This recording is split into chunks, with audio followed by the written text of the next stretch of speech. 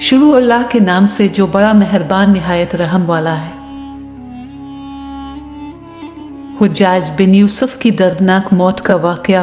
हुज्जाज को अब्दुल मुल्क ने मक्का, मदीना, ताइफ और यमन का नायब मुकर्रर किया था और अपने भाई बशर की मौत के बाद इसे इराक भेज दिया, जहां से वो कूफा में दाखिल हुआ। इन इलाकों में 20 साल तक हुज्जाज का अमल दखल रहा।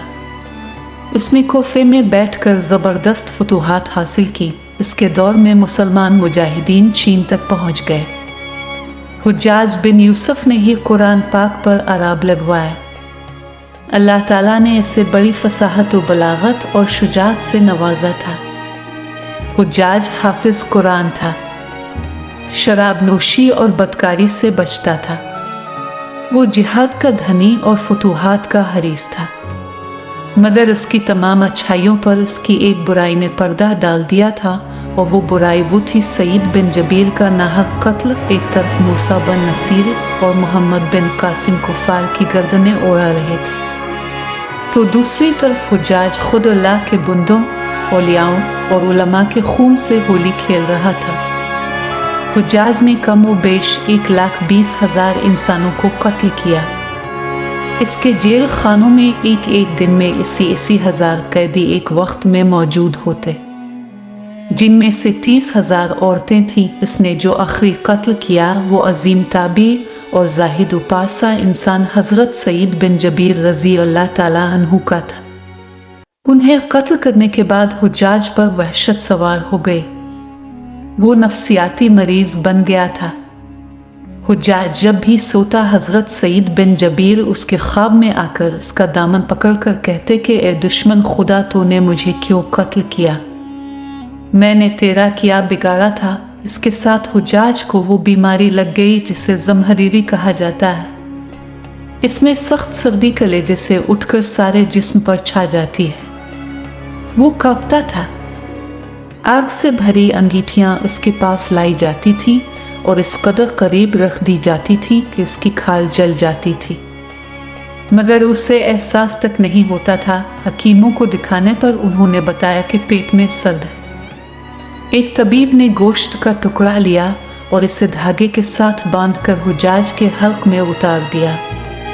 थोड़ी देर बाद धागे को खींचा तो इस गोश्त के टुकड़े के साथ बहुत अजीब नस्ल के कीड़े लगे हुए थे। इनसे इतनी बदबू आ रही थी कि जो पूरे 1 मुरब्बा मील के फासले पर फैल गई। दरबारी उठकर भाग गए। हकीम भी भागने लगा।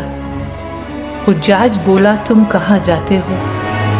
हकीम बोला, तेरी बीमारी ज़मीनी नहीं आसमानी है। अल्लाह से पनाह मांग। हुज्जाज जब हर तरह की तदबीरों से मायूस हो गया तो इसमें हज़रत हसन बसरी रहमतुल्लाह अलैहि को बुलवाया और उनसे दुआ की दरख्वास्त की। वो हुज्जाज की ये हालत देख कर रो पड़े और फरमाने लगे, मैंने तुझे मना किया करता था कि नेक बंदों के साथ छेड़छाड़ न करना, उन पर जुल्म न करना, मगर तो बाज ना आया। बयान किया जाता है कि हज़रत सईद बिन जबीर रजी अल्लाह ताला अन्हु की वफ़ात के 40 दिन बाद ही हुज्जाज की भी मौत हो गई थी। जब देखा कि बचने का इम्कान नहीं तो करीबी अजीज़ों को बुलाया, जो बड़ी कराहत के साथ हुज्जाज के पास आए।